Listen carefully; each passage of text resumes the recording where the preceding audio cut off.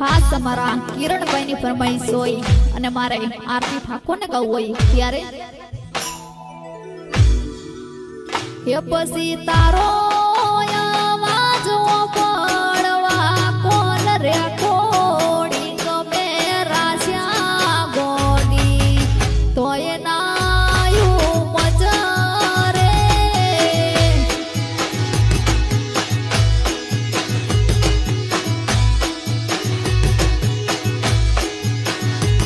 હે તારો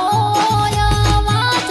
પડવા કોલ રે કોડી ગમે રાશ્યું ગોડી તોય ના